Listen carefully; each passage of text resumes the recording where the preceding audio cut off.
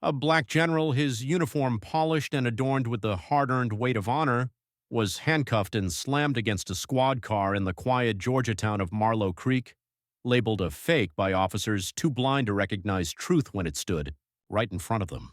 Their illusion shattered with a single phone call to the Pentagon that flipped their world upside down. Major General Leon Chambers, age 54, a towering presence in the United States Army, had only stopped in Marlow Creek to grab a quick bite before a high-stakes strategy briefing at Fort Eagle. His silver crew cut, his chest a display case of medals from conflicts most only read about in history books.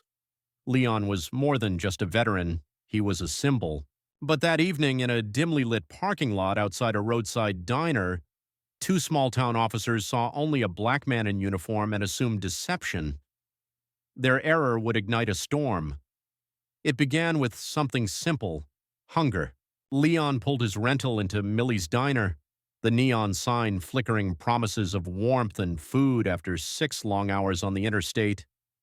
He stepped out in full-dress blues, his 3 gleaming stars catching the moonlight like frost. The bell over the door gave a soft chime. A few truckers glanced up from their meals, a family at the counter paused mid-chew. A waitress flashed a friendly smile. He slid into a booth, ordered a double bacon cheeseburger, and checked his phone. A few classified emails, a reminder from Fort Eagle's command post, and a goodnight message from his wife, Clarissa. To him, it was just another routine night. At least that's what he believed.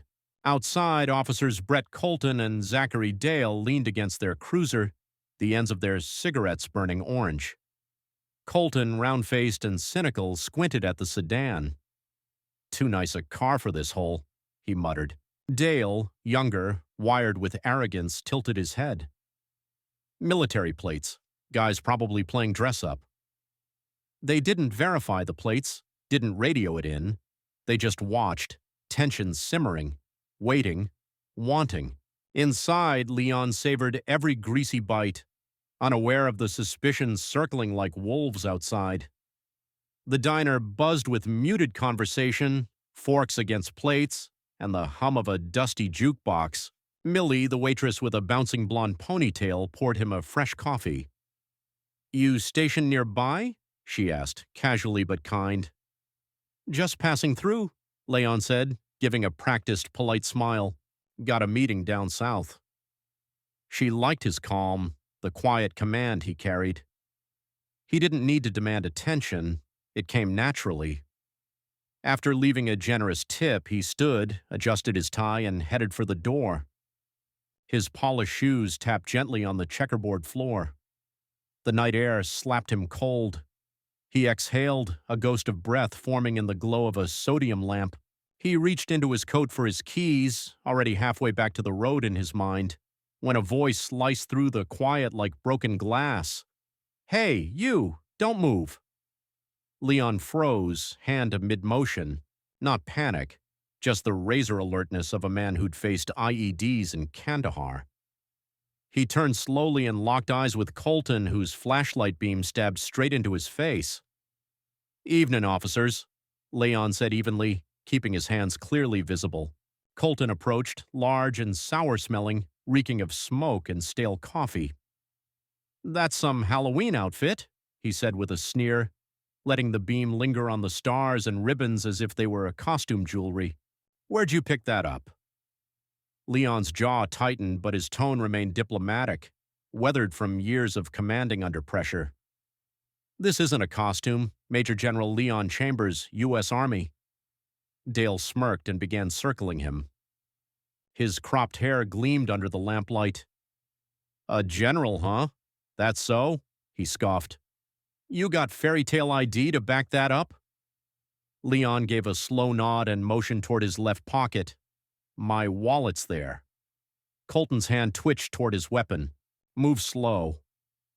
Leon obeyed, 2 fingers on the wallet, easing it out.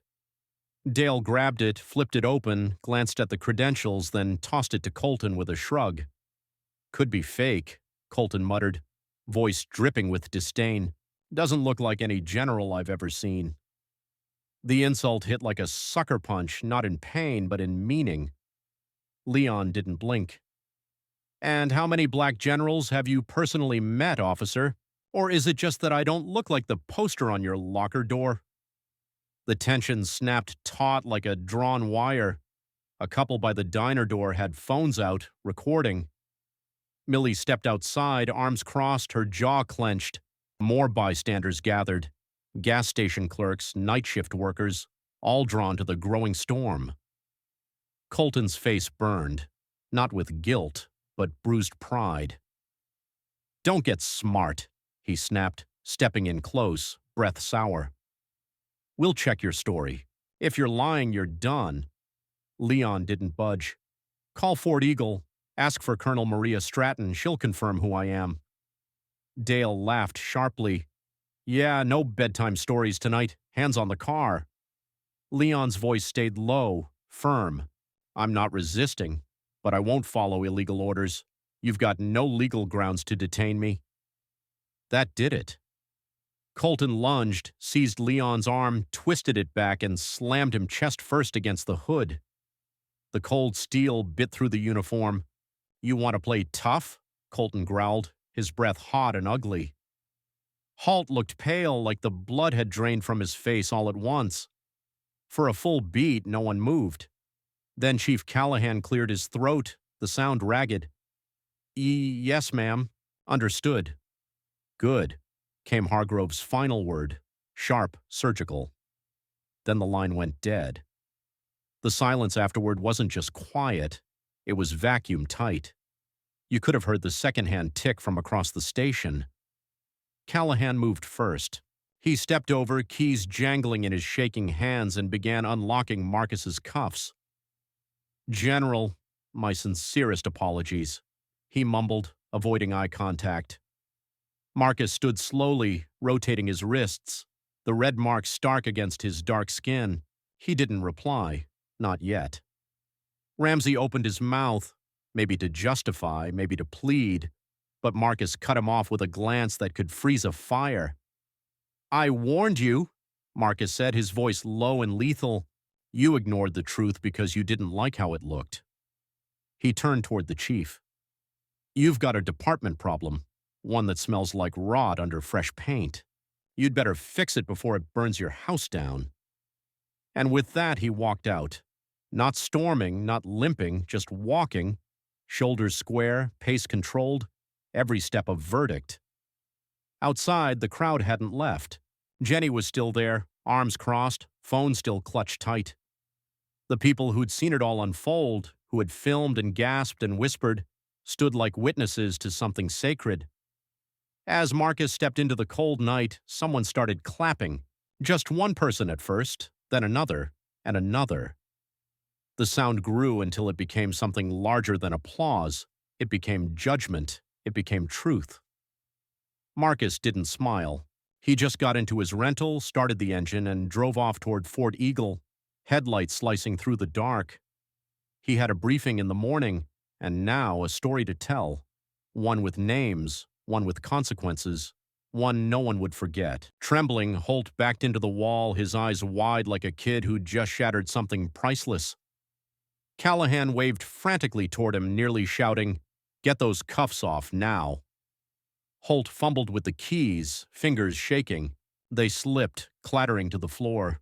He cursed, retrieved them, and eventually unlocked Marcus's cuffs. They hit the table with a metallic clang, loud as a gavel in a silent courtroom. Marcus stood slowly, each movement deliberate, rubbing his wrists as he rose. His eyes swept across the room. Ramsey, Holt, Callahan. None could meet his gaze. They shrank under the weight of it. Callahan stepped forward, extending the wallet with an awkward, trembling hand. "General, we're sorry. This was a mistake, a terrible one." Marcus took the wallet. His voice was low, cold, edged like a drawn blade. "A mistake is forgetting someone's name. This?" He nodded toward the cuffs. "This was a decision. You chose to dismiss my ID, my rank, my truth, because I didn't match your idea of authority. That's not a mistake, Chief. That's a failure. And it's yours to carry." Then he turned and walked out. The station door groaned shut behind him with a heavy finality. Outside, the night was clear, stars sharp as diamonds, but his chest burned, not with fury, but the familiar weight of repetition. He slid behind the wheel of his rental. The engine hummed to life, a low, steady comfort, and he drove south. His mind churned with images: Ramsey's sneer, Holt's smug laugh, Jenny's courage. His phone buzzed again. Warren, Sheila, his old squad. But he let it ring. He wasn't ready to speak. Not yet. By dawn, Greystone was ablaze. A clip from the parking lot. Ramsey's rough hands, Holt's mockery, Marcus's calm, unyielding voice had gone viral. It spread like wildfire across X, TikTok, Instagram. Hashtags like Mao, General Tate, and Justice for Marcus surged into trending territory. Ruby's Diner overflowed, not with customers, but with reporters, locals, and out-of-towners drawn to the story. Jenny, still in her apron, stood behind the counter and told it again and again. "I told Dale he was wrong," she said, eyes lit with righteous fire. "That man was a gentleman, a soldier, and they treated him like trash because of his skin." By noon, it was on CNN. By night, MSNBC. Even conservative outlets picked it up, twisting it, diluting it. But they couldn't erase the truth. A black general, a decorated war hero, humiliated for existing. Greystone simmered. Protesters packed the streets outside the station. Signs read, "See us, don't cuff us." A few locals grumbled about law and order, but their voices were drowned by the tide. Ramsey never left his house. His blinds stayed shut.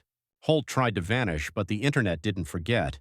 His old social media rants surfaced, seething with bile about thugs and entitlements. The outrage only grew. The Pentagon didn't blink. Hargrove herself called Virginia's Attorney General, demanding a full audit of the Greystone PD.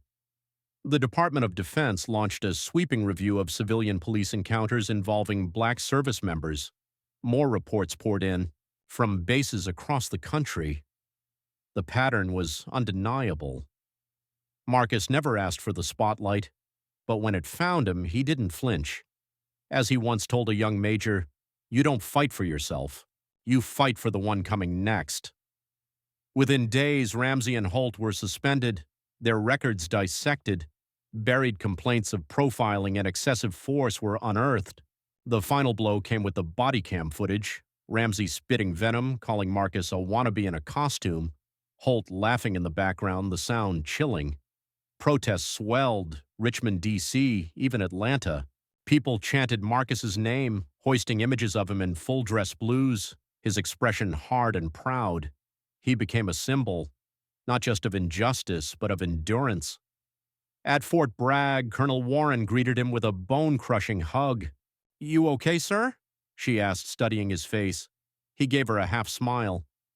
"Takes more than two fools with badges to break me." The briefing that followed went as planned. Drones, defense budgets, tactical assessments. But the room felt different. Eyes lingered longer. Respect was no longer quiet, it was reverent. Afterwards, a young black lieutenant approached him, voice hesitant.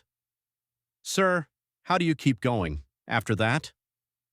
Marcus looked at him, saw himself 20 years younger, raw, unsure. "You don't just keep going," he said. "You carve space. You force them to see you, not the shadow they fear. Every step teaches, you or them." In Greystone, the ripples kept spreading. Chief Callahan called a town hall. The high school gym swelled with residents, thick with tension and possibility. Jenny live-streamed it all, phone steady in hand. "We failed General Tate," Callahan admitted, voice strained. "We failed this town. I'm stepping down. A new chief is coming." Boos mixed with applause. A storm of questions followed, about accountability, about consequences. Then a local pastor stood, his voice calm but cutting. "This isn't about one resignation," he said. "It's about finally seeing each other, soldier, neighbor, human. If we don't start now, we never will." Marcus heard about it later. Jenny called, her voice bright with hope. "They're retraining every cop, sir. Ramsey's gone. Holt?" filing traffic reports in some basement, and people here, they're really talking, really listening. Marcus smiled, imagining her still behind the Ruby's counter, still pouring coffee, still fighting. You did good, Jenny, more than you know. He never went back to Greystone. He didn't need to. The story wasn't his anymore. It belonged to everyone who'd ever been judged by their skin instead of their soul. At Bragg, he mentored a black captain, her eyes fierce but wary. "They're going to come for me, sir," she said quietly. "Test me, try me." Marcus nodded. "Let them," he said. "You're not passing through. You're building the road. Stand tall. They'll learn." Months passed. Greystone's wounds remained, but change took root. Ramsey disappeared from public life. Holt moved out of state, his name toxic. The new chief, tough, sharp from Philly, rewrote the rulebook, bias training, transparency, civilian oversight, a new playbook, and a new era. Because one night, one general refused to shrink, and everyone had to look. School boards started including his story in classrooms, lessons about resilience, injustice, and dignity. Churches held healing circles, sermons on empathy and change. Marcus didn't track every update, didn't measure every ripple, but he felt them. A wave, born from one night, now spreading wide. One evening, Sheila showed him a viral post, his photo at Ruby's, mid-smile beneath the words, "Heroes don't bend." He shook his head, humility second nature, but Sheila didn't let go of his hand. "They see you, Marcus," she said. "Let them." He thought of his father, a Vietnam vet who'd come home to spit, slurs, and silence, yet had once told him, "Hold your fire, son. It burns brighter that way." Marcus had always been made of that fire, not flames that lash out, but embers that endure. The cuffs, the sneers, the cold hood of the cruiser, they lingered, not as wounds but as scars, proof he'd lived through it, survived it. But so did Jenny's voice, Hargrove's wrath, Sheila's grip, and the million strangers who saw him and truly saw him. Greystone had been one battle in a long, relentless war, and Marcus won it, not with fists, not with fury, but with truth. So here's the deal. If you've ever been sized up, pushed down, told you don't belong, know this, you do. Walk like the ground belongs to you. Live like your light can't be dimmed. And if this story hit you, if it made you angry, made you proud, share it. Speak on it. Comment. Subscribe. Let's keep telling the stories that matter. The ones about the unbreakable, the unseen, the ones who teach the world how to open its damn eyes.